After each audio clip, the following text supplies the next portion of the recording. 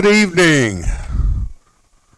Welcome to Tuesday Night Live, Life in Focus. It is 2023. Who would have thought that I would be doing a podcast in 2023 when I remember the phones that you just picked up and the operator said, "Who do you want to talk to?" And you said, "I want to talk to John Jones." And she'd say, "Okay."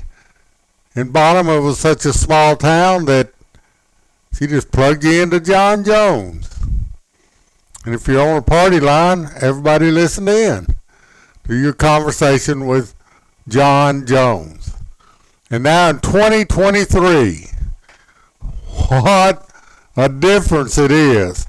We have the internet, we have cell phones, we have computers, we have robots, we have electric vehicles, we have just all kind of technology.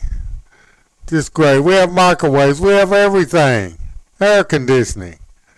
2023, the year of our Lord, 2023. How exciting it's going to be this year. I hope your last year was wonderful. If it was not, I pray that this year will be a blessing for you, and whatever issues that you had in 2022 will be solved this year in 2023. If you're addicted, if you're sick, if you have cancer, if you're on top of the world, if you're unemployed, if you have the best job ever in your whole life, whatever your status is, what is your story?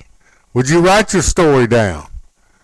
Would you just sit down and get you a little dollar and a half notebook from Dollar General, Walmart, wherever, and start writing your story down? Start in January. Write your story down.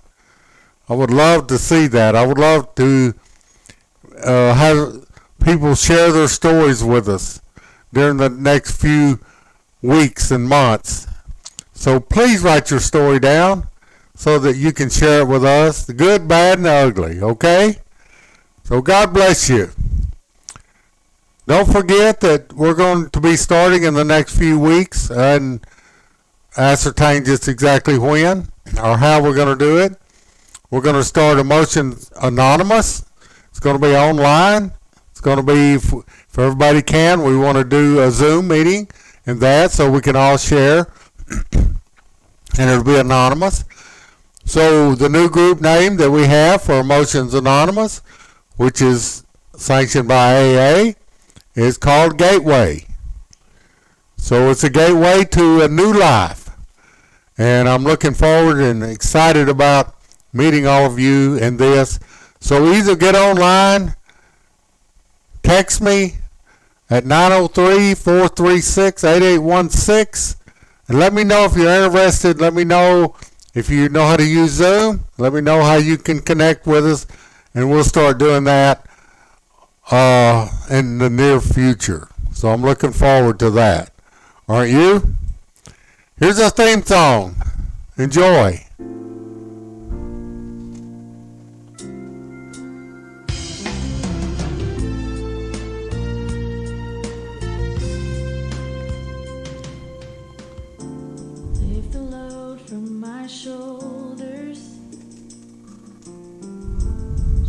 Chains from my heart. Let the crushed and silent voice within declare a new start.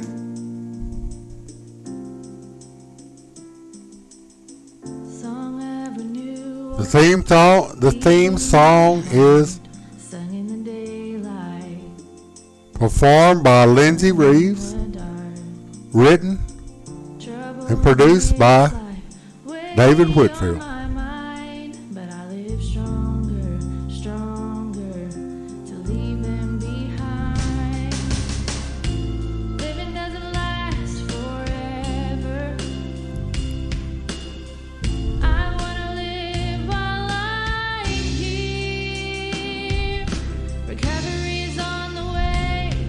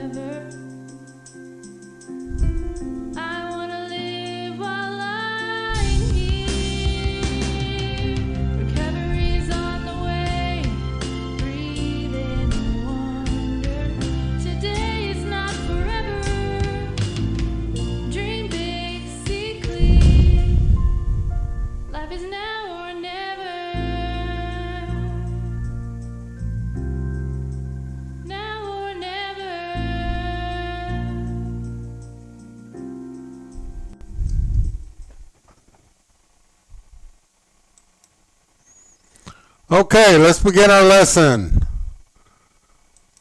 on Tuesday Night Live, Life in Focus. We're going to start a journey and a study of the soul. I think it's one of the most important aspects that we have in our lives. It came to my attention. I've been in church all my life, heard thousands of messages, not heard much about the soul. It came to my attention a couple of months ago because in 3 John, the second verse, there's only one chapter in that book, it said, "May you prosper and be in health as your soul prospers." Didn't say anything about being healed. It just said, "May you prosper and be in health as your soul prospers." So I don't know totally yet if I understand what soul prosperity is. But I think I have some idea and concepts and revelation from God about it. So we'll begin at the basics that I know at this point, and we can learn together. Because I want your life to be wonderful.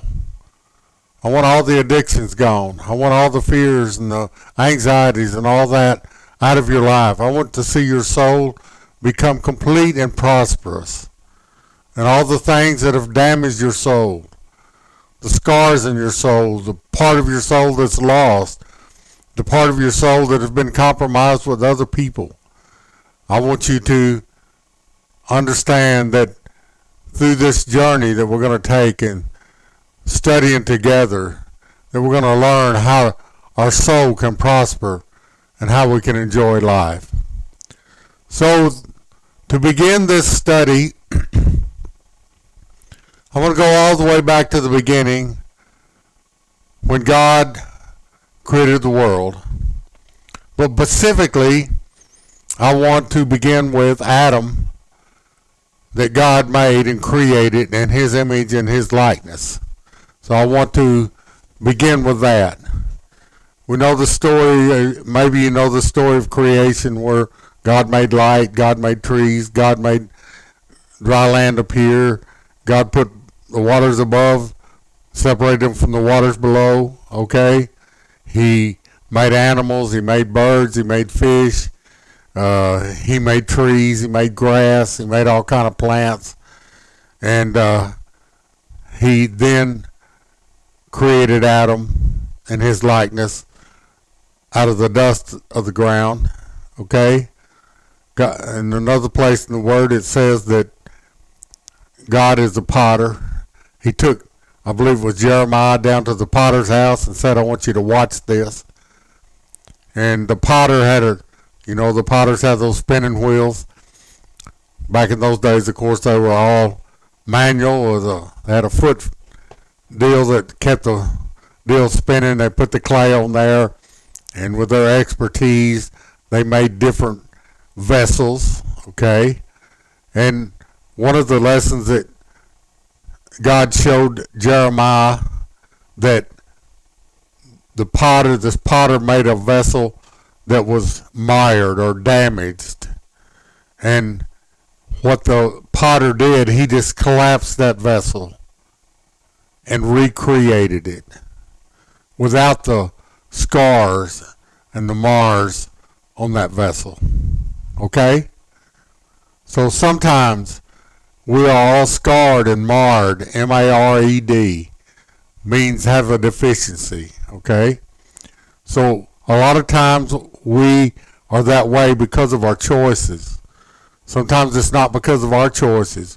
It's because of what other people did. Maybe our parents, maybe our siblings, maybe a friend, maybe an enemy have damaged us. And so God sees those scars and those deficiencies in our lives, and he has the ability to collapse us and recreate us without those deficiencies and scars in us. The only reason we want a scar is so, like Jesus told Thomas when he rose from the dead, "Look at my hands. and see the scars in my hand. Look at my feet and see the scars in my feet while I was nailed on the cross. Okay? So God made Adam, perfect person, a perfect image of him. But he was nothing, as I like to call him, but a mud man. He had no life in him. Just beautiful. I assume he had all the heart, lungs, all the organs, all the vessels, all the brain, everything, but he had no life. Okay? How many's ever had a computer that had no life? You had to re-resurrect it. So anyway, God bent down or lifted Adam up. I don't know which he did, but he breathed into his nostrils like we would do mouth-to-mouth resuscitation if we were trying to revive somebody. And when God breathed into him, he breathed life into him. And God said that Adam became a living soul, not a spirit. Okay? Not a brain, not a mind, but a living soul. So he had a body that God created. And then when God breathed into him, he had a living soul and he had a spirit. Doesn't say that there, but I want you to understand that God said he became a living soul. His soul was complete, prosperous, and perfect. And then it said God planted a garden in Eden and put the man in it and told him to take care of the garden. Now, all my life, and most everything that I've ever heard about the Garden of Eden is that it was a paradise. It had a river flowing through it that came directly from the throne of God, as I understand it. It had 4 rivers that separated out from this river that flowed in from the throne of God.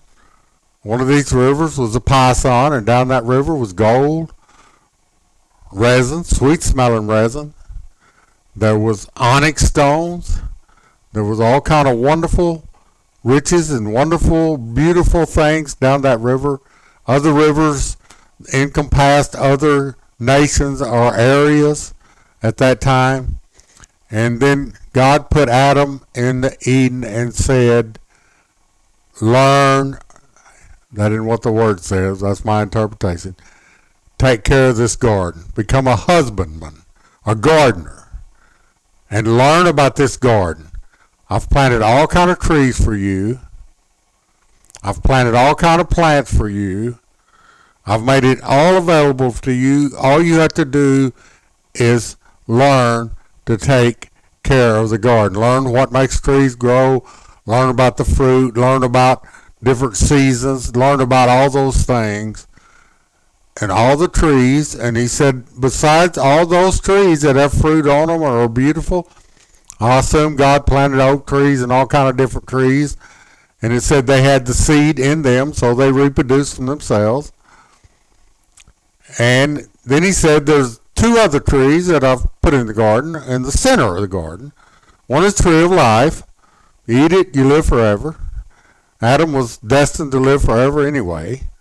And the other one is the tree of knowledge of good and evil. Now, Adam, in that situation, he was in this garden, and it was beautiful, okay? But it was not, it would probably be a paradise to you and I, okay?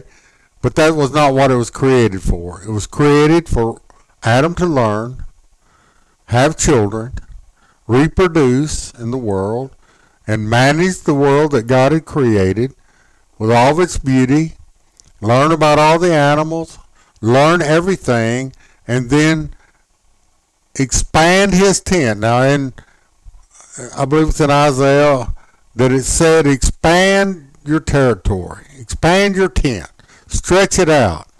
So wherever your life is right now, God wants you to learn to not just live in the Garden of Eden, but to stretch your territory out to encompass other people, other cities, other whatever you're involved in, and bring joy and peace and knowledge and understanding to those people. Now, Adam had no fear. Adam had no paranoia. Adam did not have any anxieties. Adam did not have any worries. Adam didn't have bipolar. He didn't have ADHD. He didn't have any of those things that all you and I experience. Some of us on a daily basis. Some of us live in total fear. Some of us live in total paranoia. Some of us live in all those things in our life. And that was not the way that has good and evil in it. Okay? So I want you to understand that after Adam ate of the tree and Eve, all that completeness of their soul and the freedom of their soul went away. The first thing they experienced was fear. For when God came down every day, I assume, and visited with them in the garden. And they had a great visit every day with God. They were totally connected with God. I would like for you to learn to do that also. So there was never any fear of God. They were just fellowship. They had a relationship with Him. They weren't scared of Him. When I was growing up, my mother and dad were great parents. I was not scared of my dad or my mother. I mean, I respected them, I obeyed them, and I knew there were consequences if I broke the rules, but I was never scared of them. But my sister, for some reason, was petrified of my dad and totally fearful and scared of him. She's dead now, so I cannot ask her why. I wish I could, but I can't. And so here, all of a sudden, Adam and Eve that fellowshiped with God every day ate of the tree, and then they were full of fear. Full of fear. When God came down to visit with them, He couldn't find them. Usually, I think, probably met him at the good gate. However God ascended to the Garden of Eden. But He couldn't find them. So, where are you, bud? Adam said, well, I found out I didn't have any clothes on. So I was naked and I hid myself. I think, personally, that Adam and Eve were clothed with glory. And when they ate of the tree, the glory left, so they knew that they were not protected by the glory of God. They did not possess the glory of God any longer. So God made skins. He put natural skin on us like I have here. That's my opinion. Okay, my interpretation of it. And they were scared. So the first emotion that they experienced that was not joyful and wonderful was fear. So that is as far as we can get today. Okay? So it's time to go. I'm sorry, I got so much to share with you. So many wonderful things to share with you. This is going to be the greatest joy of my life to share this with you so you can prosper in your soul and have health and prosperity. That doesn't just mean money. That means relationships. That means love. That means all kind of different great things can happen in your life when your soul begins to prosper. So goodbye for now. We'll see you next Tuesday at 6 o'clock. Okay? For Life in Focus, Tuesday Night Live. God